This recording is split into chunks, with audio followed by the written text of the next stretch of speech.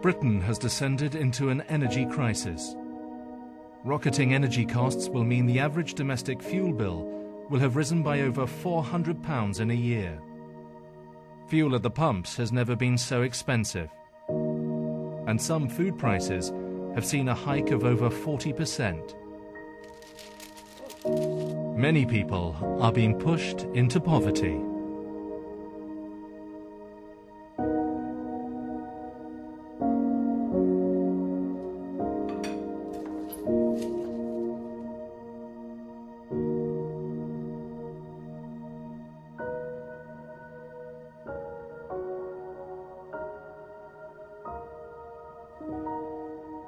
Possibly the biggest crisis that this country faces in the next few years is that within 6 or 7 years we're going to lose 40% of all the generating capacity, all the power stations that actually are keeping our lights on, our computers running, the whole of our civilization working. When that happens, we will be in one of the biggest crises this country has ever faced.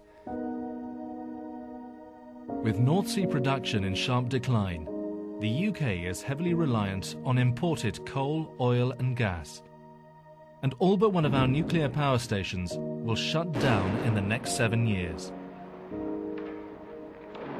It leaves a substantial gap, and Britain at the mercy of global energy markets. But at this most vulnerable time, the UK government has lost control of British energy policy to the European Union, with catastrophic consequences. EU environmental directives will force the premature closure of our vital coal-fired power stations and have imposed unachievable and costly emissions targets that have distorted the UK energy strategy and left it with few viable options. Britain is out of control, and it is costing the earth. We are paying the price for three things in this country in terms of energy. One is the fact that we had all that North Sea oil and gas, which meant for 20 years we didn't have to think about where we were going to get our energy from in the future. The second has been the sort of environmental wave which led us to lose touch with the value of nuclear power stations. They became a dirty word and no one wanted to build any new ones. The third thing is that we are completely hamstrung by what Brussels is deciding about renewables, about biofuels, about lots of other things to do with our energy, the closing down of our coal-fired power station. So we are no longer in any way masters in our own house. So we are uniquely making a mess of it. What the energy issue is doing is bringing the British people for the very first time hard up against the facts of life of being in the European Union. The chaos started here. The EU issued a range of environmental directives imposing onerous targets for reduction of carbon emissions. It demands that by 2020, 20% of our energy needs come from renewable sources. But this precludes using proven alternatives to fossil fuels such as nuclear power. So the UK is being driven relentlessly down the road of unviable and more costly solutions such as biofuels and wind turbines. The UK government's headlong leap into their current energy strategies is skewed towards meeting those crippling obligations rather than securing long-term sources of energy for Britain. 90% of our energy supplies are going to disappear over the next 20 years.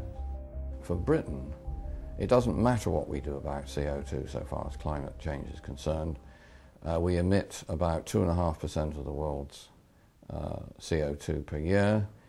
If we disappeared off the face of the earth, that 2.5% would be replaced by China every 3 years. So the issue for Britain is overwhelmingly how do we secure our energy supplies in the best possible way, and by best we mean secure and cost-effective ways. Yeah, well, you've got this massive contradiction in the EU's policy. It says we've got to cut down on CO2 emissions, therefore we've got to have lots of renewable energy. But of course the best, by far the most efficient way to get the maximum amount of energy is by building nuclear power stations. But that's not included in the renewables targets. The irony is, the cost of building 10 nuclear power stations in the UK, which would provide up to 25% of our energy requirements, would be less than 2 years' contributions to the EU. Signing up to the unachievable EU targets comes with a monumental cost, and the UK government is funding it by a range of stealth and so-called green taxes, now making up almost 10% of UK government revenue. A government-commissioned report has warned that because the UK has currently such a low base of renewable energy, it will cost each UK household more than £3,000, almost double the cost expected in France and Germany. The strategy for us is to replace our national source of energy as present in the North Sea with a national source of energy under our own control, and the only possible candidate for this is nuclear power. But EU directives are forcing the UK government down the wrong road in pursuit of renewables. So thousands of wind turbines will need to be built across the UK in locations such as here, in the Yorkshire Dales. Local campaign groups are being formed across England to combat the proliferation of such wind farms. When I go around the constituency and see people and talk to people in village halls who are trying desperately to protect their villages from these grotesque developments, one of the main questions that they ask me is why. They don't work, they're not going to decommission a single power station, conventional power station.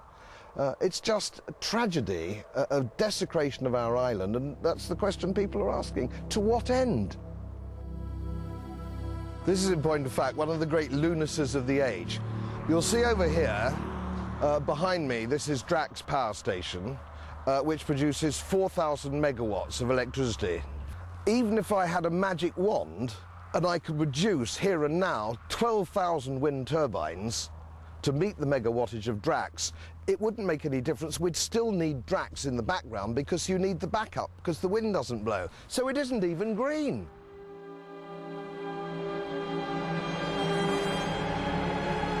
In Germany, they have found that their 19,000 wind turbines have not resulted in the closure of any of their conventional power stations, as they have been retained as backup for when there is insufficient wind to turn the turbines, around 70% of the time.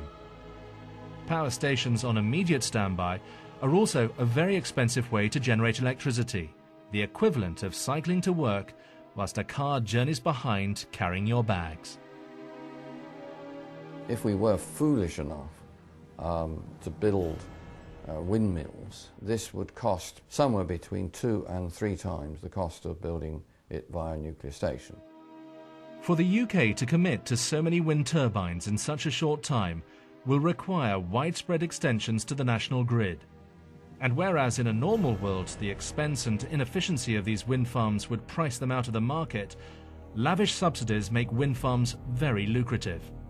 It is known as the renewables obligation, and a single turbine can potentially earn the operator £500,000 a year, of which 60% is subsidy.